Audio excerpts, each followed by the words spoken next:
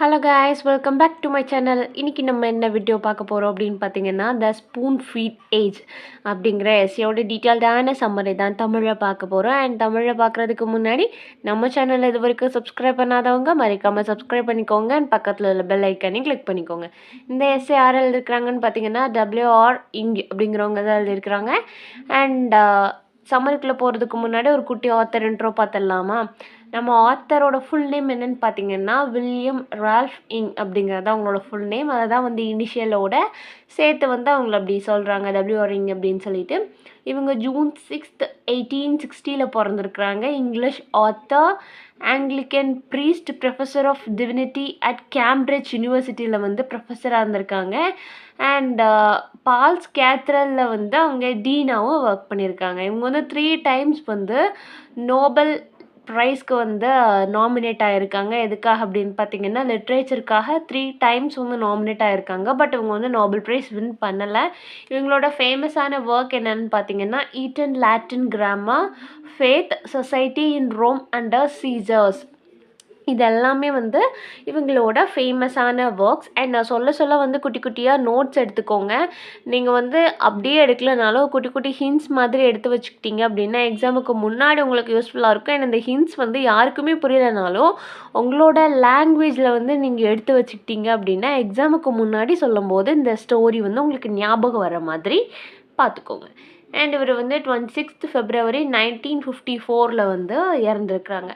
இதில் மெயினாக அந்த எஸ்ஸேல வந்து என்ன பேசுகிறாங்க அப்படின்னு பார்த்தீங்க அப்படின்னா, நம்மளோட ஆத்தர் வந்து என்ன சொல்கிறாரு அப்படின்னா, ஒரு மாடர்ன் வேர்ல்டு, அதாவது சிவிலைசேஷன் அப்படிங்கிற பேரில் வந்து நம்ம வந்து எல்லாத்துக்குமே வந்து டெக்னாலஜி மூலியமாக, நம்மளோட சிவிலைசேஷன் மூலியமாக கொஞ்சம் கொஞ்சமாக வந்து நம்ம எதை இழந்துட்டு வரோம் அப்படின்னு பார்த்தீங்க அப்படின்னா, நம்மளோட பாரம்பரியமாக இருக்கட்டும், அது நம்மளோட ஹெல்த் இஷ்யூவாக இருக்கட்டும், எல்லாத்தையுமே வந்து நம்ம இழந்துட்டு வர்றோம். மாடர்னைசேஷன் மூலியமாக டெக்னாலஜியை வந்து நம்ம நல்ல விஷயத்துக்காக பயன்படுத்தணும். அண்ட் டெக்னாலஜினால் வந்து அது வர்றதுனால மனுஷங்க வந்து எந்த அளவுக்கு வந்து அஃபெக்ட் ஆகிறாங்க அப்படிங்கிறத வந்து டீட்டெயில்டாக சொல்லியிருப்பார். அண்ட் அதை வந்து நம்ம பார்த்தலாம். பார்த்தீங்க அப்படின்னா, ஃபஸ்ட்டு அவர் வந்து என்ன பேசுகிறாரு அப்படின்னு பார்த்தீங்கன்னா, அண்டு கிறிஸ்மஸ் சீசனில் வந்து பிரிட்டிஷ் இருக்கிறாங்க இல்லையா, இது வந்து நான் எஸ்ஏவோட டெக்ஸ்ட்டை வச்சு வந்து உங்களுக்கு வந்து நான் டீட்டெயில்டாக வந்து நடத்தி விட்டுறேன். அப்படின்னா தான் வந்து உங்களுக்கு ஒன் வேர்ட்ஸ் ஏதாவது இருந்ததுன்னா கூட அட்டன் பண்ணுறதுக்கு ஈஸியாக இருக்கும். அண்ட் பார்த்தீங்க அப்படின்னா, அந்த பிரிட்டிஷ் சீசனில் வந்து அந்த பிரிட்டிஷ் ஃபேமிலிஸ் எல்லாமே அவங்களோட சில்ட்ரன்ஸை வந்து எங்கே அனுப்புவாங்கன்னு பார்த்தீங்க அப்படின்னா, பிரிட்டிஷில் வந்து கிறிஸ்மஸ் சீசனில். அண்ட் மேபி ஒன் வேர்ட்ஸில் கேட்கலாம். கிறிஸ்மஸ் சீசனில் அவங்களோட சில்ட்ரன்ஸை வந்து டென்டிஸ்ட்டை விசிட் பண்ணுவாங்களாம். அண்ட் அப்போ வந்து அவங்க வண்டர் ஆகிறது என்ன அப்படின்னு பார்த்தீங்க அப்படின்னா, நோபல் சேவேஜஸ்க்கெல்லாம் வந்து இதே மாதிரி டென்டிஸ்ட்டை வந்து அவங்க போக வேண்டிய நிலைமையே வராது. அவங்களோட பல்லுலாம் வந்து எந்த ஒரு ட்ரபிளுமே வந்ததே இல்லை. அதில் வந்து அவங்களுக்கு பிரச்சனை வந்த பல்லில் பிரச்சனைனா தானே நம்ம டென்டிஸ்ட்டை போகணும். அவங்களுக்குலாம் வந்து ஏன் அப்படி வரல அப்படின்னு பார்த்தீங்க அப்படின்னா, அவங்களோட டீத், அதாவது அவங்களோட பல்லெல்லாம் வச்சு அவங்க நல்லா மீட் எல்லாமே நல்லா சூ பண்ணி சாப்பிட்டாங்க. அந்த மீட்டெல்லாம் வந்து நம்ம கடித்து சாப்பிட்றது மூலியமாக அவங்க பல் வந்து ரொம்பவே ஹார்டாக மாறுச்சு. அண்டு எந்த ஒரு ஃபோர்க் அண்ட் நைஃபோட ஹெல்ப்பும் இல்லாமல் வந்து அவங்க அதெல்லாம் வந்து சாப்பிட்டாங்க. அண்ட் இப்போ வந்து நம்ம குக்கரிங்க்கு வந்து குக்கரின்னா நம்ம சமைக்கிறதுக்கு வந்து நிறையா எக்யூப்மெண்ட்ஸ் வந்து யூஸ் பண்ணுறோம். அண்ட் அது வந்து ரெடியூஸ் ஆகிறதுனால மனுஷங்க எல்லாமே வந்து ஒரு டூத்லெஸ் அனிமல், பல்லில்லாத மிருகம் மாதிரி மாறிட்டு வரோம் அப்படிங்கிறது வந்து சொல்கிறாங்க. இப்படி நம்ம வாயை வச்சு நம்ம சவைக்காமல் ஒரு ஸ்பூனாக இருக்கட்டும், ஃபோர்க் நைஃப் வச்சு யூஸ் பண்ணி இதெல்லாம் பண்ணுறதுனால வந்து என்ன ஆகுதுன்னு பார்த்தீங்கன்னா, மனுஷங்க எல்லாமே ஒரு பல்லில்லாத மிருகம் மாதிரி ஆகிறாங்க. அண்ட் நிறைய ஈவிலான நோயை வந்து கொஞ்சம் ஈவிலான இதெல்லாம் சொல்லியிருக்காங்க. எதுன்னு பார்த்தீங்கன்னா, அப்பெண்டிஸ், கேன்சர் அதெல்லாமே வந்து வருது அப்படின்னு சொல்லிட்டு சொல்கிறாங்க. அண்ட் இதெல்லாம் வந்து யாருக்கு வராது அப்படின்னு பார்த்தீங்கன்னா, இந்த சேவேஜ்க்கு வந்து வராது. சேவேஜ் பீப்புளுக்கு வந்து அவங்க ஏன்னா இதெல்லாம் வந்து யூஸ் பண்ணலை, அவங்க வந்து அவங்களோட ஓனான வாயை வச்சு வந்து அவங்க சமைச்சு சாப்பிட்டதுனால இதெல்லாமே வராது அப்படின்னு சொல்லிட்டு சொல்கிறாங்க. ஒரு சாம்பிள் என்ன சொல்கிறாங்க அப்படின்னு பார்த்தீங்கன்னா, சிவிலைசேஷன் வந்து நம்மளை வந்து உருவாக்கணுமே தவிர ஒரு மெஜாரிட்டியான சிவிலைசேஷன் வந்து ஒவ்வொரு நேஷன்லேயும் வந்து 100 இயர்ஸ்க்கு ஒன்ஸ் வந்து சேஞ்ச் ஆகிக்கிட்டே வரும். ஒவ்வொரு செஞ்சுரிலையுமே வந்து ஒவ்வொரு மாதிரியான சிவிலைசேஷன் அண்ட் டெக்னாலஜி வந்து இம்ப்ரூவ் ஆகிட்டே இருக்குல்ல, அதை தான் சொல்கிறாங்க. எக்ஸாம்பிளுக்கு என்ன சொல்கிறாங்கன்னா, நார்மலாக ஒரு ஹவுஸ் ஒய்ஃப்லாம் முன்னாடி நிறைய செஞ்சுரிஸ்க்கு முன்னாடி வந்து அவங்களோட ப்ரெட்டை வந்து அவங்க வீட்டுக்கு தேவையான ப்ரெட்டு ஜாம் எல்லாமே வந்து அவங்களே வந்து ஓனாக ப்ரிப்பேர் பண்ணிக்கிட்டாங்களாம். எந்த ஒரு மிஷினோட ஹெல்ப்பும் இல்லாமல் அவங்களே வந்து ஓனாக ப்ரிப்பேர் பண்ணிக்கிட்டாங்க. அண்ட் அவங்க வந்து அவங்க வீட்டிலே வந்து அந்த ஒயின் ப்ரீவேஜ்லாம் பண்ணி ஒயினெல்லாம் அவங்களே தயார் பண்ணி அவங்களும் சாப்பிட்டுட்டு அண்ட் அவங்களோட ஃப்ரெண்ட்ஸுக்கும் வந்து கொடுப்பாங்க அப்படிங்கிறத சொல்கிறாங்க. அண்ட் நவடேஸ் இப்போல்லாம் வந்து அதே மாதிரிலாம் எதுவுமே நடக்கலை. ஏன்னா எல்லாத்துக்குமே வந்து மனுஷங்க வந்து மிஷின் மூலியமாக வந்ததுனால அவங்க லாட் ஆஃப் வந்து சஃபர் ஆக ஸ்டார்ட் பண்ணிட்டாங்க அப்படிங்கிறத சொல்கிறாங்க. ஒவ்வொரு டைமுமே வந்து ஒவ்வொரு செஞ்சுரிலையும் புது புது கல்ச்சர் வந்து நம்மளை வந்து மனுஷங்களை மாற்றுது. முன்னாடிலாம் பிஸ்கெட் குக்கீஸ் எல்லாமே பேக் பண்ணுறதுக்கு வந்து எந்த ஒரு மிஷின்ஸுமே கிடையாது. ஆனாலும் அதெல்லாமே வந்து ஒரு ரவுண்டான ஷேப்புக்கு வந்தது. அதெல்லாம் எப்படி இப்போ வந்து மிஷின்ஸை வச்சு நம்ம ரவுண்டாக ஷேப் பண்ணி கொடுக்குறோம். ஆனால் அந்த காலத்தில் வந்து அவங்க அந்த ஷேப்புக்கு வந்து எந்த ஒரு மிஷினுமே இல்லாமல் அவங்களே ஷேப் பண்ணிக்கிட்டாங்க அப்படிங்கிறத சொல்கிறாங்க. அதை பார்த்தீங்க அப்படின்னா அகஸ்டின் ஃப்ரீமேன், மேபி இதெல்லாம் ஒன் வேர்ட்ஸில் கேட்கலாம். அகஸ்டின் ஃப்ரீமேனுங்கிறவர் வந்து ஒரு அப்சர்வேஷன் நடத்துகிறார். என்னென்னு பார்த்தீங்கன்னா, அந்த சேவேஜ் பீப்புள்ஸ் எல்லாம் இருக்கிறாங்கல்ல, அவங்கெல்லாம் வந்து அந்த ஈவில் மிஷினரிக்கு வந்து ஏன் அடிக்ட் ஆகலை, அவங்கெல்லாம் வந்து ஏன் அந்த மிஷின்ஸ் எல்லாம் யூஸ் பண்ணாமல் இருக்கிறாங்க அப்படின்னு அதை பற்றி வந்து அவர் வந்து ஒரு அப்சர்வேஷன் எடுக்கிறப்போ அவரோட கேரவன் வந்து அந்த ஸ்ட்ராம் சென்ட்ரல் ஆஃப்ரிக்காவில் வந்து அவரோட கேரவன் வந்து ஸ்ட்ராமில் மாட்டிக்கிச்சு அப்படிங்கிறத சொல்கிறாங்க. அண்ட் அங்கே உள்ள நேட்டிவ் ஒர்க்கர்ஸ் வந்து அந்த ஃபாரஸ்ட்டில், நேட்டிவ்னா அந்த சென்ட்ரல் ஆஃப்ரிக்காவில் இருப்பாங்கள்ல அவங்க தான் நேட்டிவ்ஸ். அண்ட் அவங்க வந்து அந்த ஃபாரஸ்ட்டில் வந்து சில நேரம் ரொம்ப நேரம் கழிச்சு அந்த ஸ்ட்ராம் நடந்த ரொம்ப நேரம் கழிச்சு வந்து பார்த்தப்ப என்ன ஆச்சு அப்படின்னா, அவங்களே வந்து எந்த ஒரு மிஷினோட ஹெல்ப்பும் இல்லாமல் ஒரு வாட்டர் ப்ரூஃபான ஹட்டு அவங்களுக்காக வந்து கன்ஸ்ட்ரக்ட் பண்ணி வச்சுருந்துருக்காங்க. அண்ட் அவங்க இருக்கிறது வந்து ஒரு வாட்டர் ப்ரூஃபாக அவ்வளோ ஒரு நல்லா இருந்திருக்கு. அண்ட் அதனாலே வந்து அவங்க வந்து கவர்மெண்ட்டை வந்து எங்களுக்காக ஒரு ஓன் ஹவுஸை வந்து கட்டி கொடுங்க அப்படிங்கிறத வந்து கேட்கல. அண்ட் அதுக்கு பதிலாக வந்து அவங்களோட தலையில் வந்து வாருங்க அப்படிங்கிறத வந்து சொல்கிறாங்க. அதுக்கு வந்து சீப்பு வேணும்ல, அதை வந்து கேட்குறதா சொல்கிறாங்க. ஒவ்வொரு வருஷமும் வந்து புது புது மிஷின்ஸ் எல்லாமே வந்து நிறையா வந்து கண்டுபிடிச்சிட்டு தான் இருக்கிறாங்க இல்லையா. ஒவ்வொரு செஞ்சுரிஸ்க்கு தக்கன வந்து ஒவ்வொன்றும் டெக்னாலஜிஸ் மாறுது, கல்ச்சர் மாறுது. அதே மாதிரி புது புது மிஷின்ஸ் எல்லாமே நிறைய கண்டுபிடிக்கிறாங்க. முன்னாடி காலத்துலலாம் வந்து ஹேண்ட் ரைட்டிங் அப்படிங்கிறது வந்து ஒரு ஆர்ட்டாக இருந்தது. அண்ட் அது வந்து அவ்வளோ ஒரு ப்ரிட்டியாக ஒவ்வொருத்தருக்கும் ஒரு யூனிக்கான ஸ்டைலாக இருந்துச்சு. அண்ட் இப்போ பார்த்தீங்க அப்படின்னா மேக்ஸிமம் அண்ட் இவர் வந்து இந்த எஸ்ஏ எழுதின காலத்தில் வந்து டைப்ரைட்டர் வந்து ஃபேமஸாக இருந்திருக்கும் இல்லையா. ஸோ வந்து அவங்க அதை சொல்கிறாங்க. அண்ட் நிறைய பீப்புள்ஸ்கிட்ட வந்து டைப்ரைட்டிங் இருக்கிறதுனால வந்து அமெரிக்கன் அட்வர்டைஸர்லாம் வந்து எதை அஷ்யூர் பண்ணுறாங்க அப்படின்னு பார்த்தீங்க அப்படின்னா, அந்த ஓல்டு வேயை வந்து அஃபோர்ட் பண்ணாமல் அந்த டைப்ரைட்டிங்கை வந்து இன்ட்ரடியூஸ் பண்ணுறாங்க. அண்ட் ஸ்கூல்ஸுக்கு எல்லாமே வந்து டைப்ரைட்டிங்கை இன்ட்ரடியூஸ் பண்ணுறதுனால இந்த ஜென்ரேஷனுக்கு வந்து ஹேண்ட் ரைட்டிங்னால இந்த ரைட்டிங் ஸ்டைலே வந்து தெரியாது அப்படிங்கிறத சொல்கிறாங்க. அண்ட் இப்போ வாக்கிங் நடந்து போனவங்க எல்லாமே வந்து வாக்கிங் பண்ணுறது வந்து டிலைட்ஃபுல்லாக இருக்குது. யாருக்கு தான் பிடிக்கும்? நம்ம வந்து லோன்னு நடக்கிறதுக்கு பதில் நல்லா ஜம்முன்னு ஒரு கார்லேயோ பைக்லேயோ போகணும், ஓகே தானே. அதை தான் வந்து சொல்கிறாங்க. வாக்கிங் எல்லாமே வந்து ரைடிங்காக மாறிச்சு. ஸோ அவங்களுக்கு வந்து ஒரு ஹெல்த்தியான எக்ஸசைஸ் வந்து கட் ஆகுது. நம்ம பைக்கில் ரைட் பண்ணுறப்போ நம்மளோட பாடிக்கு வந்து எந்த ஒரு வேலையுமே இருக்காது. ஸோ அதே இது வந்து நம்ம சைக்கிளிங் பண்ணோம் அப்படின்னா அது ஒரு எக்ஸசைஸ் மாதிரி தானே. அதுக்கு பதில் நம்ம அதையாவது பண்ணலாம் அப்படிங்கிறத வந்து சொல்கிறாங்க. 200 வருஷத்துக்கு முன்னாடி, அதாவது ஒரு 200 இயர்ஸ்க்கு முன்னாடி என்ன நடக்கும் அப்படின்னா, அந்த ரோட்டில் வந்து ரைடர்ஸை வந்து பார்க்குறதே வந்து அரிதாக இருக்கும். ஆனால் அவர் என்ன எழுதியிருக்காரு அப்படின்னு பார்த்தீங்கன்னா, இன்னும் ஒரு 2000 வருஷத்துக்கு அப்புறம் என்ன நடக்கும் அப்படின்னா, ஒரு 200 வருஷத்துக்கு அப்புறம் என்ன நடக்கும் அப்படின்னா, அந்த ரோட்டில் வந்து ரைடர்ஸ் மட்டும்தான் இருப்பாங்க. ரோட்டில் வந்து யாருமே நடந்து போக மாட்டாங்க அப்படிங்கிறத சொல்கிறாங்க. ஒரு 30 மைல்ஸ் முன்னாடி காலத்துலலாம் ஒரு 30 மைல்ஸ் நல்லா அவங்க நடக்கிறது வந்து நல்லா ஜாலியாக அவங்க பாட்டு ஹாப்பியாக ஜாய்ஃபுல்லாக நடப்பாங்க. ஆனால் அந்த 200 இயர்ஸ்க்கு அப்புறம் வந்து என்ன நடக்கும், அந்த 200 வருஷத்துக்கு அப்புறம் வந்து என்ன நடக்கும் அப்படின்னு பார்த்தீங்க அப்படின்னா, ரோட்டில் வந்து அப்படி யாருமே நடந்து போக மாட்டாங்க. அப்படி அவங்க நடக்கிறத பார்க்கணுன்னாலே வந்து நம்ம வந்து அந்த சோல்ஜர்ஸ் எல்லாமே வாக் பண்ணுவாங்க இல்லையா, அதே மாதிரியான இது தான் பார்க்கணும். ஸோ இந்த யங் ஜென்ரேஷன் எல்லாமே எதெல்லாம் மிஸ் பண்ணுவாங்க அப்படின்னு பார்த்தீங்கன்னா, அந்த ஸ்ப்ரிங் சீசன், சம்மர் சீசன்லலாம் நடந்து போகிறது எல்லாமே வந்து மிஸ் பண்ணுவாங்க அப்படிங்கிறத நம்ம ஆத்தர் சொல்கிறாரு. நம்ம ஆத்தர் என்னென்ன சொல்கிறாரு அப்படின்னு பார்த்தீங்கன்னா, ஒவ்வொரு சேஞ்சஸ்னாலே ஒவ்வொரு டைமிங்லேயும் ஒவ்வொரு சேஞ்சஸ் ஆகுது. நம்ம புது புதுசாக ஒவ்வொன்றும் இன்வென்ட் பண்ணுறதுனால என்னென்ன டிஸ்அட்வான்டேஜஸ் அண்ட் எதை நம்ம இழந்துட்டுருக்கோம் அப்படிங்கிறத சொல்கிறாங்க. அண்ட் நெக்ஸ்ட் அவங்க ஆத்தர் என்ன சொல்கிறாரு அப்படின்னு பார்த்தீங்கன்னா, ரீடிங்க்கு வராரு. அண்ட் ஏஷியன் டைம்லலாம் அந்த மேனுஸ்கிரிப்ட் எல்லாம் ரீட் பண்ணுறது வந்து கொஞ்சம் டஃப்பாக இருந்தாலுமே வந்து அதுக்கு தக்கன அவங்க ஐஸ் எல்லாமே வந்து ப்ரிப்பேர் ஆயிருந்தது. அந்த காலத்தில் வந்து கண்ணில் பிரச்சனை, கண்ணு தெரியல அப்படிங்கிற பேஷண்ட்ஸே வந்து யாருமே கிடையாது. ஆனால் என்ன ஆகுது அப்படின்னு பார்த்தீங்கன்னா, எல்லாருமே பயங்கரமாக வந்து ரீட்லாம் பண்ண தான் செஞ்சாங்க. இப்போ பார்த்தீங்க அப்படின்னா அந்த மெடிவல் மேனுஸ்கிரிப்டில் வந்து என்ன ஆகுது அப்படின்னு பார்த்தீங்கன்னா, அந்த முன்னாடி கால பிரிண்டிங் மாதிரி கிடையாது தான். ஆனாலும் கொஞ்சம் வந்து கிளியராக தான் இருக்கும். ஸோ அந்த மாடர்னைஸ்க்கு வந்து அது வந்து ஒரு ஸ்ட்ராங்கஸ்டான எக்ஸசைஸ் மாதிரி இருக்கும். ஆனால் இப்போ உள்ளவங்க என்ன பண்ணுறாங்க அப்படின்னு பார்த்தீங்கன்னா, ஒரு ஸ்பெக்டாக்கிள்ஸ், அதாவது கண்ணாடி வந்து போட்டுட்டு தான் அதை வந்து வாசிக்கிறாங்க அப்படிங்கிறத சொல்கிறாங்க.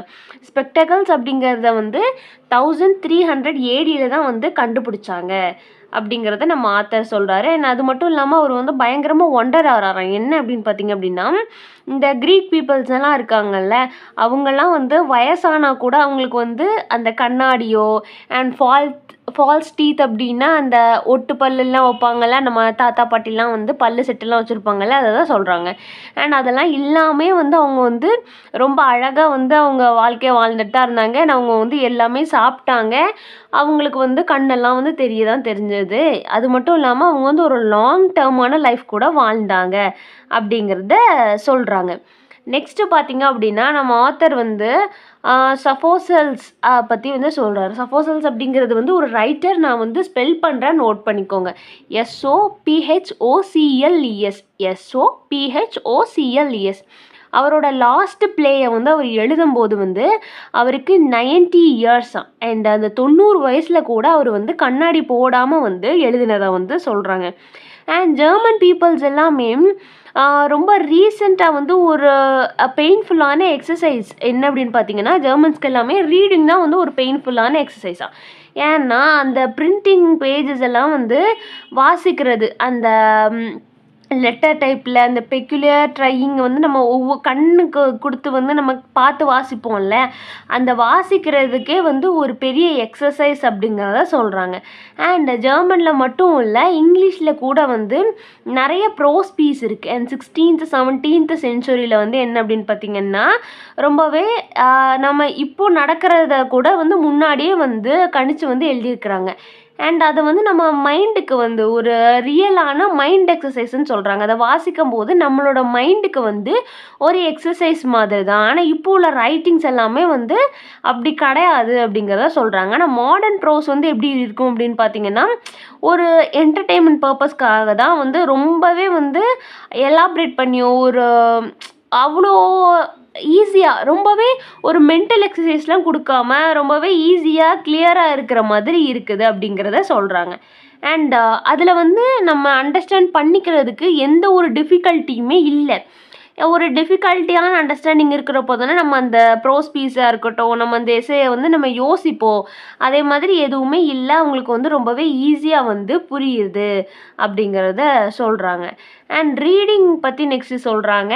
ஒவ்வொன்றையாக பற்றி வந்து நம்ம ஆத்தர் வந்து சொல்லிக்கிட்டே இருக்கார் இல்லையா, ஜெர்மனோட லாங்குவேஜாக இருக்கட்டும். அண்ட் அது மட்டும் இல்லாமல் இந்த ஸ்பெக்டேக்கல்ஸ் வந்து எப்போ கண்டுபிடிச்சாங்க, அண்ட் அதனால் வந்து என்னென்ன ஸ்பெக்டேக்கல்ஸ் இல்லாமல் வந்து யார் யாரெல்லாம் வாழ்ந்தாங்க, அண்ட் ஸ்பெக்டேக்கல்ஸ் போடுறதுனால நமக்கு என்ன பிரச்சனை, அதை ரீட் பண்ணுறது வந்து கண்ணுக்கு எவ்வளோ ஒரு எக்ஸசைஸ் அப்படிங்கிறது எல்லாமே நம்ம ஆத்தர் வந்து சொல்லிகிட்டே வராரு. அண்ட் ரீடிங்கை பற்றி என்ன சொல்கிறாரு அப்படின்னு பார்த்தீங்கன்னா, அது வந்து ஒரு பியூரான ரெசிப்டேட்டிவ் அப்படிங்கிறத சொல்கிறாங்க. அண்ட் அது இல்லாமல் வந்து மோஸ்ட் ஆஃப் பீப்புள் வந்து அக்ரி பண்ணுவாங்க. என்ன அப்படின்னு பார்த்தீங்கன்னா, அது வந்து ஒரு கில்லிங் ஆஃப் டைம். ரீடிங் அப்படிங்கிறது ஒரு கில்லிங் ஆஃப் டைம். அண்ட் அது மட்டும் இல்லாமல் அது ஒரு பெயின்ஃபுல் நெசசிட்டி ஆஃப் திங்கிங். நம்ம வந்து ஒரு விஷயத்தை வந்து நம்ம ரீட் பண்ணும்போது கண்டிப்பாக வந்து நம்ம ஆட்டோமேட்டிக்காக வந்து நம்ம யோசிச்சுக்கிட்டே இருப்போம், யோசிக்க வந்து ஸ்டார்ட் பண்ணிடுவோம் அப்படிங்கிறதையும் சொல்கிறாங்க. நான் சொல்கிறது எல்லாமே வந்து எக்ஸசைஸில் அந்த எஸ்ஸேல வந்து நம்மளோட ஆத்தர் வந்து சொல்லியிருக்காரு. ஸோ நோட்ஸ் எடுத்துக்கோங்க. அண்ட் நம்ம வந்து பண்ணுறதுக்கு எதுவுமே இல்லாமல் சும்மா இருந்தோன்னா கண்டிப்பாக நம்ம ரீட் பண்ணலாம் அப்படிங்கிறத சொல்கிறாங்க.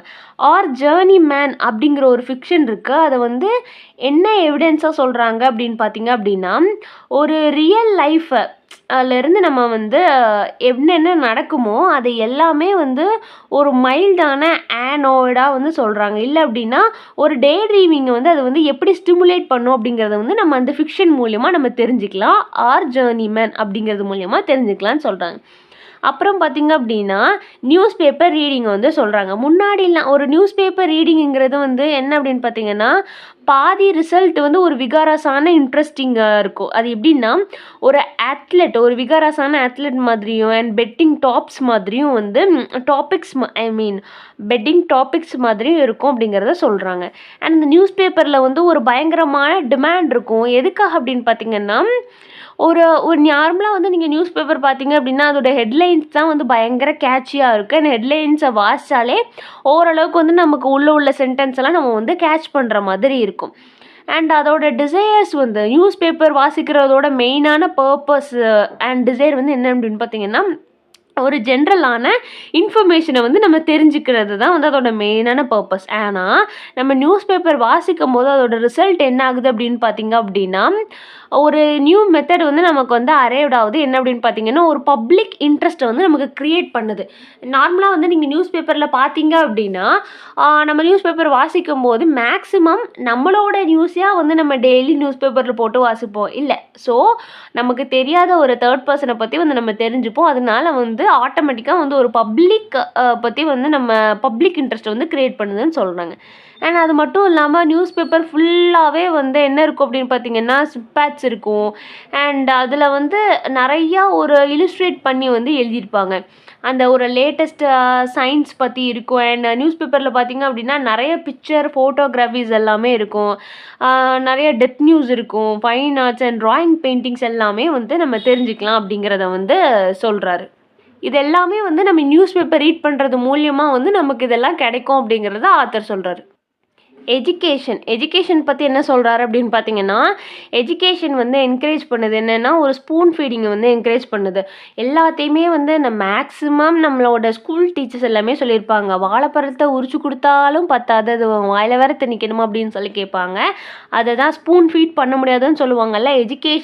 எஜுகேஷன் சிஸ்டம் வந்து ஸ்பூன் ஃபீடிங்காக ஆகிட்டு வருது அப்படிங்கிறத வந்து சொல்கிறாரு. அண்ட் 50 years ago வந்து எடிஷன் எல்லாம் எப்படி இருக்கும் அப்படின்னு சொல்கிறாரு அப்படின்னு பார்த்தீங்க அப்படின்னா, ஸ்டூடெண்ட்ஸ்க்கு வந்து ஒரு டிஃபிகல்ட்டியாகவே இருக்காது. நம்மளாம் வந்து செல்ஃபாக எதையுமே யோசிக்க தேவையில்ல. அவங்களே வந்து எல்லாமே யோசித்து வந்து கொடுத்துருவாங்க. நம்ம வந்து சிம்பிளாக ஒரு லக்ஸரியாக உட்காந்து நம்ம வந்து எல்லாத்தையுமே அவங்க கொடுத்துருக்கிறது எல்லாமே நம்ம வாசித்து அண்ட் ஒரு லெக்சர் நோட்ஸை கூட வந்து நம்ம ஸ்லோவாக டிக்டேட் பண்ணுவாங்க. அண்ட் அவசரமாக லெக்சர் நோட்ஸ் எல்லாம் கொடுத்துட்டு போக மாட்டாங்க. அதுக்கு பதிலாக ஸ்லோவாக எல்லா நோட்ஸையும் வந்து டிக்டேட் பண்ணுறதா இருக்கட்டும். அண்ட் நம்மளோட பிரெயினுக்கு வந்து எந்த ஒரு ஒர்க்குமே இல்லை. அண்ட் நம்ம வந்து பிரெயினுக்கு ஒர்க் இல்லாதப்போ வந்து நம்ம பிரெயினை வந்து யூஸ் பண்ண மாட்டோம்ல. இதனால எந்த ஒரு பிரயோஜனமுமே இல்லை அப்படிங்கிறத சொல்கிறாரு.